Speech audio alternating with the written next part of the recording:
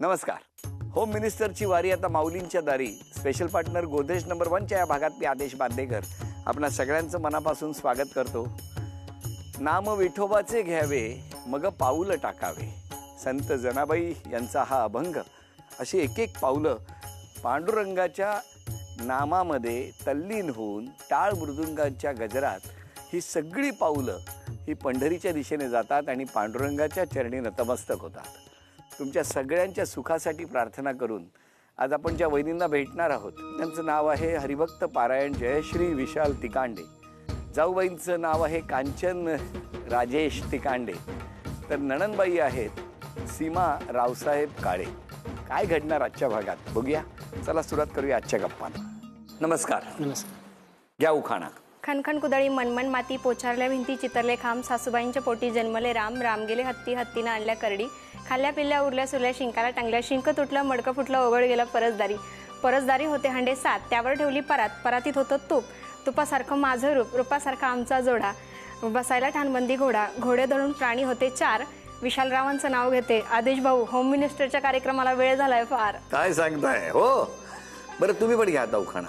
मंदिरावरती उंच कळस अंगणात पवित्र तुळस माझ्या तिकांडे परिवाराची जयश्री हीच खरी ओळख. द्या ओळख करून सगळ्यांची. हे माझं मिस्टर नमस्कार. विशाल महाराज तिकांडे. त्या माझ्या आजी सासू. नमस्कार. ह्या माझ्या सासूबाई. नमस्कार सासूबाई. ह्या माझ्या जाऊबाई. नमस्कार. ह्या ननंदबाई. नमस्कार. ते ननंदबाईंचे मिस्टर. नमस्कार. ते जाऊबाईंचे मिस्टर. नमस्कार. आणि ह्या आमच्या मावळण सासू. नमस्कार. महाराजांच्या आत्या. बरं दोघेही हरिभक्त पारायण हो ना. हो. तुमचं बालपण कुठलं? माझं बालपण राजापूर तालुका संगमनेर जिल्हा अहमदनगर. बरोबर. आणि तुमचं बालपण? माझं बालपण श्रीरामपूर शिर्डीजवळ. घरी कोण कोण होतं माहेरी? घरी आई वडील आजी आजोबा आणि मामन त्यांचं गावही तेच. आई बाबा काय करायचे? आई वडील घराचंच थोडंफार इकडे तिकडे काम करायचे. वडील सुतार काम करायचे आणि आई साधी गृहिणी होते. बालपण कसं गेलं? बालपण तसं मजेत गेलं आणि लहानपणापासून जरा संघर्षमय गेलं. तुमचं बालपण? खेळण्यामध्ये जास्त गेलं. पण घरी कोण कोण होतं? घरी आई वडील आजी आई भाऊ 2 भाऊ आहे. तुमचे आई बाबा काय करायचे? दुकान आहे आमचं स्वतःचं. आम्ही इस्त्री वगैरे करतो घरी. खूप कष्ट केले खूप आधीच्या पिढीने हो ना. आई वडिलांनी तुमच्या पण हो ना. तुम्ही कीर्तन करता आपणही कीर्तन करता. मग ओळख कशी झाली? ओळख तशी आमची वारीतच. म्हणजे मी डायरेक्टली वारीत नाही गेलेले. आमची डायरेक्ट भेट नाही. परंतु आजी वारीला जायची लहानपणी. तर दरवेळी एका नातवाला घेऊन जायची. तर माझी बहीण गेलेली वारीला. आजीची आणि बहिणीची त्यांची ओळख झाली आणि मग काय भेटल्यानंतर त्यांनी कार्यक्रम वगैरे दिले आजीने. मग ते आमच्या भागामध्ये आले आणि त्यांनी पहिल्यांदा फोन केला. फोनवरती माझ्याशी बोलले. मला असं वाटलं आता महाराज लोक त्यावेळी माझ्या मनामध्ये संकल्पना वेगळी. ती अशी पोट वगैरे मोठं असलेले पोक्त 55 वर्षाचे जवळपास नाही का. तरी फोनवर म्हटलं आवाज एवढा कोवळा कसा. पण जेव्हा प्रत्यक्ष बघितलं म्हटलं अरे महाराज तरुण सुद्धा असू शकतात. आणि मग त्या निमित्तानं आमची भेट झालेली. काय हो तुम्ही त्या वारीला ज्या गेले होते त्या वारीला यांची बहीण आली होती. यांच्यापर्यंत कसे पोहोचला? मी डोंगरगणला असायचो त्यावेळेस आणि तिथून श्रीरामपूर काय साधारणतः 25-30 किलोमीटर आणि गाव माझं तिथून 70 किलोमीटर. तर मग गावाकडे जाण्यापेक्षा सुट्टी वगैरे असल्यानंतर मग असं वाटायचं बाबा कोणतरी आसपास. मग मी ओळख नेल्यानंतर ते सांगितलं का आम्ही श्रीरामपूरला असतो. मग मी ओळख काढली. म्हटलं जवळ आहे आपल्याला जायला यायला वगैरे. सण वगैरे असले तर इतक्या लांब जाण्यापेक्षा त्यांचं घर जवळ. हो सण असं. तर पहिल्यांदाच मग काय केलं म्हणजे पहिल्यांदा त्यांनी मला सांगितलं या. आणि त्यांनी मला पहिल्यांदा सांगितलं या घरी. मला माहीतच नव्हतं की बाबा त्यांना मोठी मुलगी. आणि ज्यावेळेस मी गेलो की बाबा त्यावेळेस त्यांनी सांगितलं की आमची मोठी मुलगी. आणि मग मी माझं कंटिन्यू जाणं येणं झालं. त्यावेळेस त्यांच्या आजीनं सहज मला सांगितलं की तुला आमची मोठी मुलगी आवडेल का लग्न करायला. मग त्यावेळेस माझ्या मनात असं बसलं की बाबा आता ही मुलगी आपल्याला देणारच आहे आपण करायला काय अडचण. त्यावेळेस मी सारखं जाणं येणं सुरू केलं. मग सणाचे फायदे काय काय असतात हे मला आत्ता कळायला लागलेले आहे. आणि मग एक दिवस वडिलांना म्हणजे सहज आम्ही एका जणाच्या लग्नासाठी निमित्त त्यांच्या गावाशेजारी गेलो आणि वडिलांना म्हटलं चला आपण बघूनच येऊ. तर गेल्यानंतर मी अवघं माझं मी 12वीला असतानाच 12वीला होता बघायला गेले बाबांना घेऊन आणि रिझल्ट लावून आले. पण मला शेवटपर्यंत माहित नव्हता. काय नव्हतं? एवढे सणाला येत आहेत तुम्हाला माहिती नाही? नाही आमच्या घरी वारकरी मंडळी कायम यायची जायची. जेवण खावणं आमच्या घरी राबता असायचा. यांचा अंदाज कधी लागला मनात येतो? ज्या दिवशी बघायला यायचं त्या दिवशी कॉल करून सांगितलेलं. म्हणे तुला एक सांगू का. म्हटलं काय. म्हणे राग येणार नसेल तर. म्हटलं राग येणारी गोष्ट असेल तर येणारच. म्हणे नाही म्हणे तुला बघायला येतात म्हणे माझ्या घरचे. तर मी अक्षरशः रडायला लागलेली की हे मला आधी का नाही सांगितलं. आता लग्न किती वर्ष झाली? 8 वर्ष झाली. आता ते रडतायत. त्या दिवशी रडले ते तुम्हाला लक्षात आलं होतं? हो, लक्षात आलं होतं माझ्या. कसं काय? कारण तिला कॉलेजमध्ये आणलं, मीच गेलो होतो. त्यावेळेस ती म्हणे मला लगेच लग्न करायचं नाही, मला शिकायचं आहे, मला शिक्षण घेण्याची इच्छा आहे माझी. तिला शिकण्याची इच्छा होती. मग तिला मी गाडीवरून खाली सोडलं आणि वडिलांना सांगितलं की ती रड राहिली. वडील म्हणे का रडते? म्हटलं तिची इच्छा आहे शिकण्याची, आपण तिला शिकवणार असेल तर लग्न करू म्हटलं. कारण आपण एक महाराज आहे, कीर्तनकार म्हणून ते आपल्याला बघतात म्हटलं. एवढे 3-4 वर्षाला मी त्यांच्या येणं जाणं आहे माझं. आणि आपण जर तिला फसवलं, जर तिला तिची एकच इच्छा आहे का तिच्या पायावर तिला उभं राहायचं, आपण तिला साथ जर देणार नसेल तर लग्न करण्याचा अर्थ नाही. वडील म्हणे काहीच काळजी करू नको, तिला आपण अशा उंच शिखरावर नेऊन ठेवू का तिनं नाही, आपण तिच्यापेक्षा तिनं आपल्या कुटुंबाचं नाव उज्ज्वल केलं पाहिजे अशा उंच. आणि फक्त एकच खेद असा वाटला की आज आम्ही एवढ्या मोठ्या पदावरती ते बघण्यासाठी आमचे वडील या जगामध्ये नाही, एवढाच एक खेद वाटतो. बाकी काय पण त्यांचा आशीर्वाद आहे. हो, यांचा स्वभाव इतका शांत आहे, कधीच रागवत नाहीत. त्याचं काय रहस्य आहे? शांत राहतच नाही, रागवतात ते काही शांत नाही राहत. बस उत्तर गाडीमध्ये काही नको. गाडीमध्ये मॅप चुकला तर मग ते रागवतातच. काय एवढी चिडचिड करता? एकतर मला राग येत नाही लवकर, आणि जर आला तर मग मी त्या क्षणामध्ये काय बोलून जाईल हे मला किती वेळाचं अशा वेळेला कीर्तन होतं मग? नाही, ती फक्त 5 मिनिटं असतात. म्हणजे समोरच्याला काय वाटून जाईल हे नाही सांगता येत. पण ते तर पाहिजेच. शेवटी माणूस संसार म्हटलं की या गोष्टी आल्या. बरं, लग्न जमल्यानंतर, लग्न झालं, आज इतकी वर्ष झाली, काय सांगणार त्या कुटुंबाबद्दल तुम्ही? निश्चितच कुटुंबानं एवढी साथ दिली म्हणून आज मी एवढ्या वेगवेगळ्या क्षेत्रांमध्ये काम करू शकते. पण आता या ठिकाणी एक छोटंसं आव्हान आहे तुमच्यासाठी. प्रश्न तुमच्यासाठी, बक्षीस मिळणार आहे बायकोला. हा, पहिला प्रश्न, वहिनींच्या गुरूंचं नाव काय? सुधा महाराज बुधवंत. अभिनंदन, बरोबर उत्तर. दुसरा प्रश्न, वहिनींना आई बाबा, त्यांचे आई बाबा कोणत्या नावाने हाक मारतात? चिव. का हो, चिव का म्हणायचे तुम्हाला? म्हणायचे, असं ऐकलंय मी एकदा दोनदा. कारण की तुम्ही कधी प्रेमाने हाक मारायचे की नाही? नाही ना. कारण मला राग येतो. आज अवघा महाराष्ट्र ओळखतो, प्रत्येक ठिकाणी माझी वेगळी ओळख आहे. मला कोणी चिव म्हटलं की राग येतो. पण आता हे ऐकतील ना. पण आई बाबांचं प्रेम हे वेगळंच असतं. लहान मुलांना नाही, मी तशी होतेही, आता तरी जरा तब्येत वगैरे, पण यापेक्षाही डेंजर होते ही दिसायला. छोटी कोण? मुलगी आमची. तिला प्रेमाने काय हाक मारतात? मुक्ताई. मुक्ताई.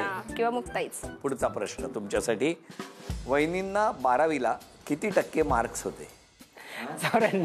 अरे वा, अभिनंदन. झी मराठीकडून ही सोन्याची नथ तुम्हाला मिळाली, अभिनंदन. नमस्कार. नमस्कार. तुम्ही नणंदबाई? हो. तुम्ही जाऊबाई? हो. जनरली नणंदबाईंचा आवाज एवढा कमी नसतो. तुमचा आज अचानक एवढा कमी होण्यामागचं कारण काय माऊली? नाही, तसं काही नाही, आवाज तर असाच आहे. तुमचं माहेर कुठलं? सावरगाव पाट, तालुका अकोले, जिल्हा अहमदनगर. आणि तुमचं सासर कुठे आहे?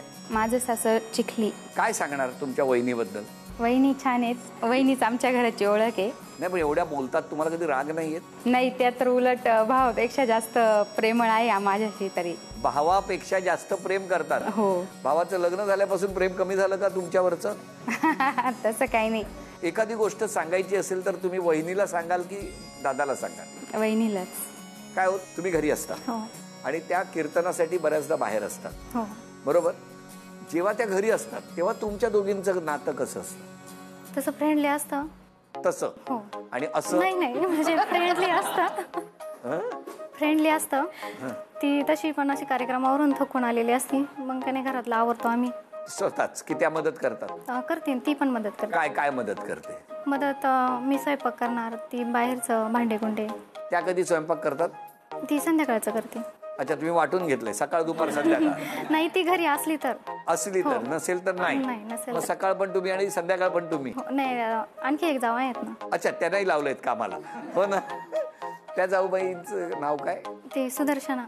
बरं, मला तुम्हाला विचारायचं आहे, अशा या जाऊ बरोबर, जेव्हा तुम्ही घरी जाऊ तेव्हा तुमच्याशी कोण या दोघींपैकी जास्त चांगलं वागतं? तिघींपैकी?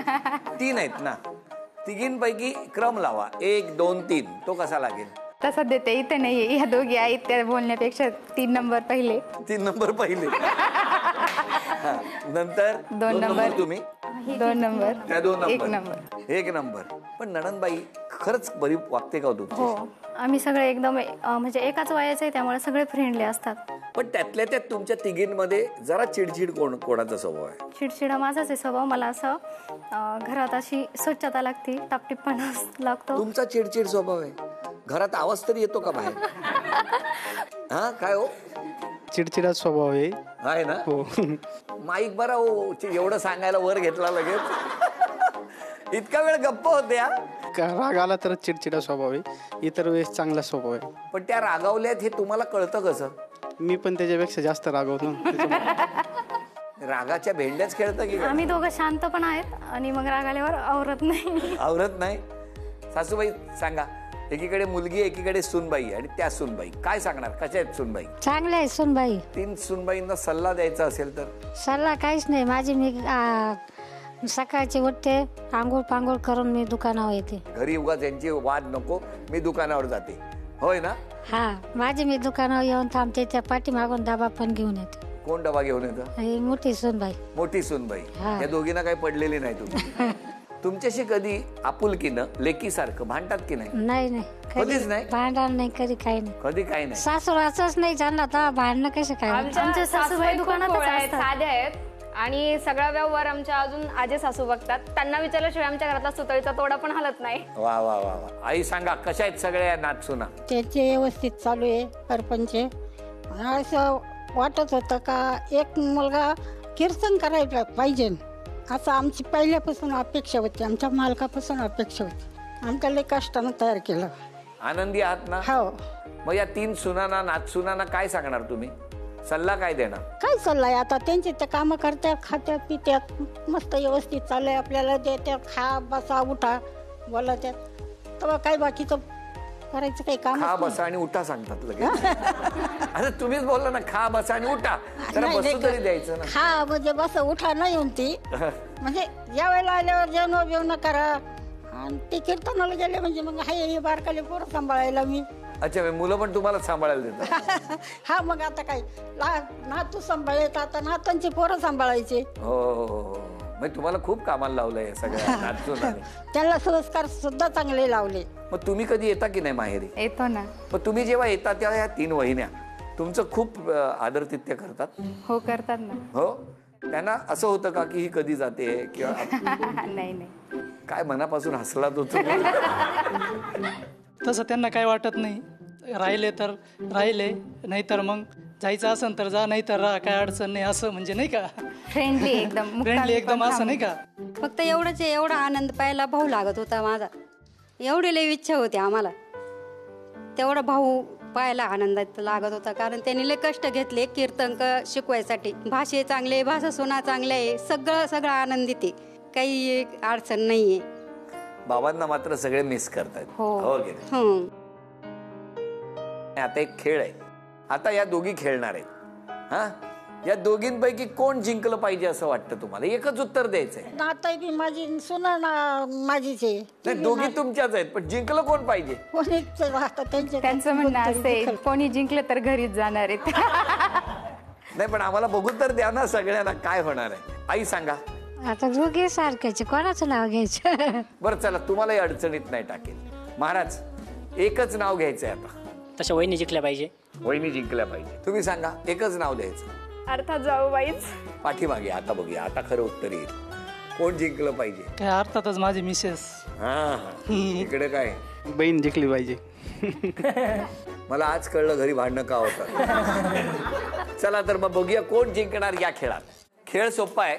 फुगा फुगवायचा आणि त्यानंतर त्या फुगेच्या हवेने हे ग्लास पुढे येणार. ते ग्लास पुढे येऊन पुढच्या बाजूने खाली पडलं पाहिजे. तुमच्या दोघींमध्ये ही 5ही ग्लासेस सगळ्यात आधी ज्या कोणी पाडणार त्या विजेत्या ठरणार. तुमची वेळ सुरू होते आहे आत्ता.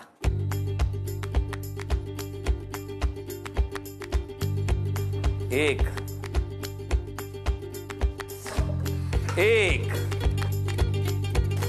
नाही, बाजूने गेला, समोर पडला पाहिजे.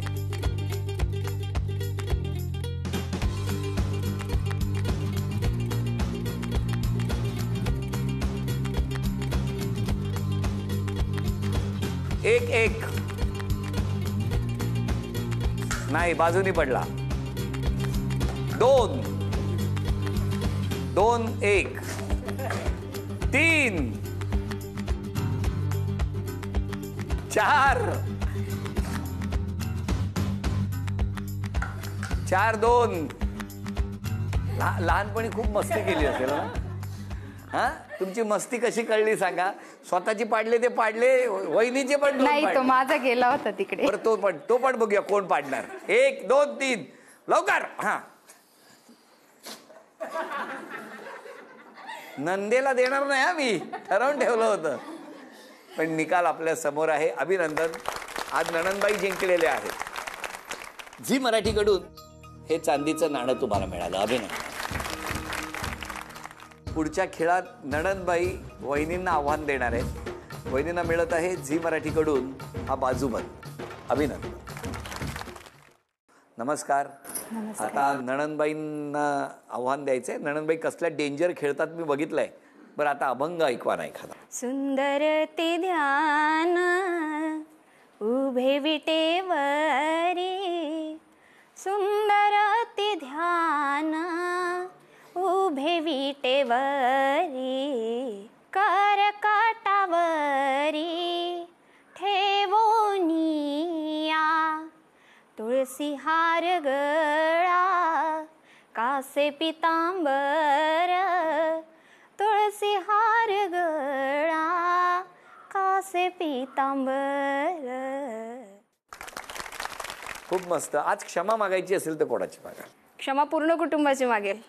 का? कारण की मी माझ्या महत्वाकांक्षेसाठी, माझी ओळख निर्माण करण्यासाठी मी कुठे ना कुठेतरी निश्चितच सर्वांना दुखावलेलं आहे, अगदी सर्वांनाच. म्हणून मी क्षमा मागायची झाली तर पूर्ण कुटुंबाची मागेल की माझं काही चुकलं असेल तर मला माफ करा. तुम्ही आज क्षमा मागायची तर कोणाची? तसं म्हणजे मी पण लग्नानंतरच शिकलेली आहे आणि लग्नानंतर माझ्या मिस्टरांनी मला पूर्ण शिकवलं. म्हणजे माझी जेवढी इच्छा होती, माझं डिप्लोमा इंजिनिअरिंग केलं, त्याच्यानंतर इंडस्ट्रियल BSc, त्याच्यानंतर मला जॉबला पण जा म्हणत होते पण मी गेले नाही. आणि मी माझं स्वतःचं सेल्फ, त्यांनी मला ट्युशन पण घेते मी मुलांचे, आणि पुढे पण प्रत्येक गोष्टीत ते मला अजून पण सहकार्य करतात. त्याच्यामुळे असंच सहकार्य करत राहा ही विनंती. तुम्ही क्षमा मागायची तर कोणाची? क्षमा तशी मी पूर्ण कुटुंबाचीच मागेल.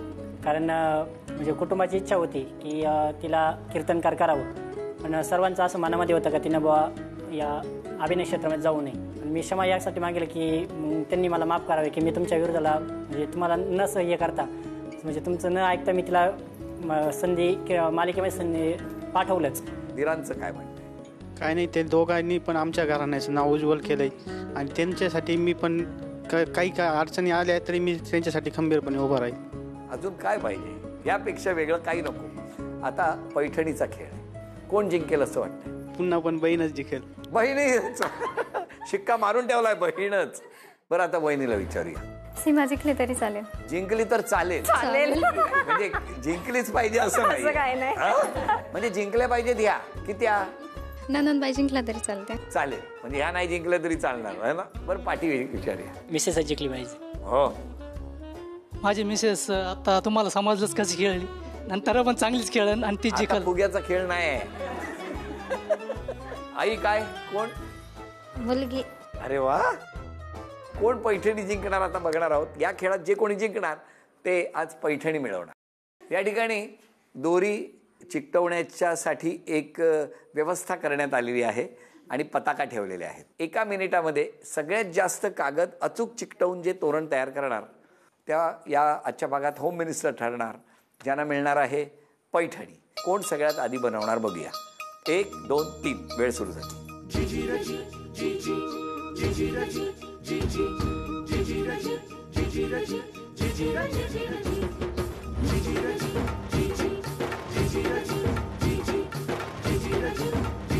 10 सेकंद झालेली.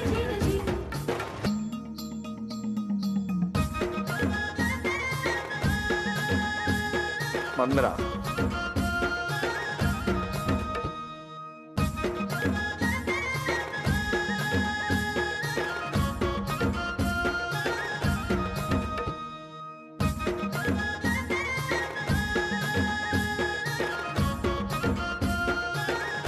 10 9 8 7 6 5 4 3 2 1 वेळ संपली. जरा बघा तुमचं तोरण तुम्हीच उचला. 1 2 3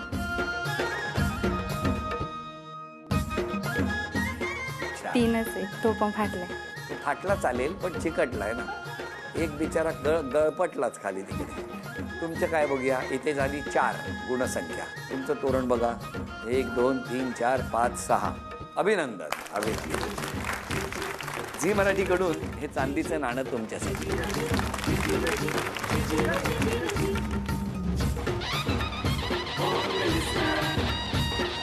वहिनीला मिळत आहे तथास्तु पुणे आणि कोल्हापूर यांच्याकडून पैठणी.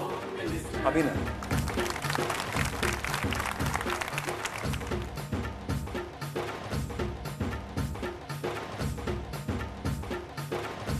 या दोन्ही कुटुंबांना शुभेच्छा, आपणा सर्वांना शुभेच्छा असं म्हणत आजचा भाग इथे संपतो आहे. पुन्हा भेटूया अशीच एक पैठणी घेऊन. होम मिनिस्टरची वारी आता माऊलींच्या दारीच्या पुढच्या भागात. नमस्कार.